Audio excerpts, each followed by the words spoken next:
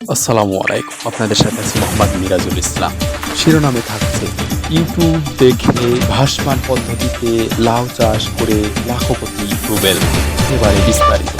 জলাবদ্ধ পতিত জমিতে বস্তা পদ্ধতিতে ভাসমান সবজি চাষ করে এলাকায় চাঞ্চল্য সৃষ্টি করেছেন ঠাকুরগাঁয়ের মোহাম্মদ রুবেল মিয়া।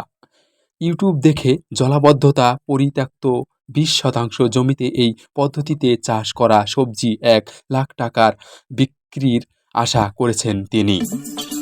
বর্ষা মৌসুমে লাউসহ বিভিন্ন সবজির চাহিদা বেশি থাকে, আর বছরের 4 মাস পানির নিচে থাকা পতিত জমিতে বস্তা পদ্ধতিতে ভাসমান চাষ করে অর্থনৈতিক সম্ভাবনার নতুন দ্বার উন্মোচিত হবে বলে আশা করেছেন রুবেল মিয়া।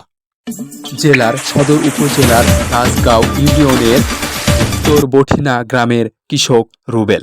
তিনি জলাবদ্ধতা পরিত্যক্ত 20% জমিতে এবার বস্তা পদ্ধতিতে ভাসমান লাউ চাষ করেছেন। সেখানে পানির ওপরে এখন বাঁশের মাচার ঝুলছে শত শত লাউ। কীটনাশক ও রাসায়নিক সার ছাড়াই শুধু জৈব সার ব্যবহার করে সবজি উৎপাদন করছেন তিনি। অন্য জমির তুলনায় বিষমুক্ত এই সবজির ফলন হয়েছে দ্বিগুণ।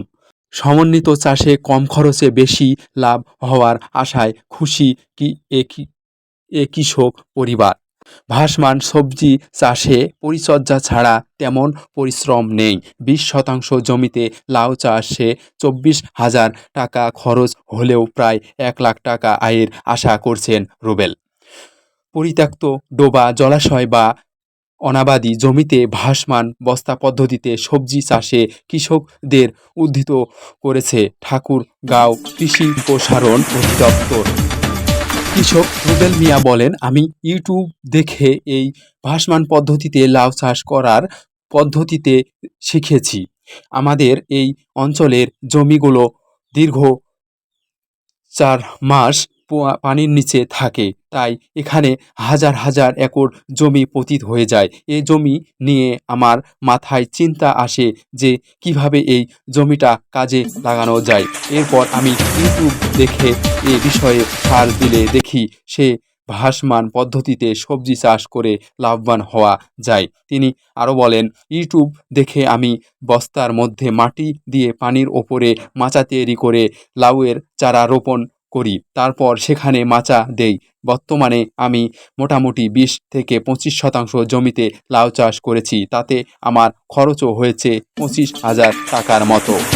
আশা করছি যে ফলন আসবে তা 1 লাখ টাকার বিক্রি করতে পারবো। রুবেল বলেন, এবার পরিশ্রমমূলকভাবে এ পদ্ধতিতে চাষ করেছি, ফলন ভালো এসেছে এবং গাছের কোনো ধরনের নষ্ট হওয়া বা পানির জন্য মাছ মরে যাওয়া এমন কিছু হয়নি। সেজন্য আমি আশাবাদ করছি যে সামনে আরও বেশি করে আমি ভাসমান পদ্ধতিতে চাষ করব।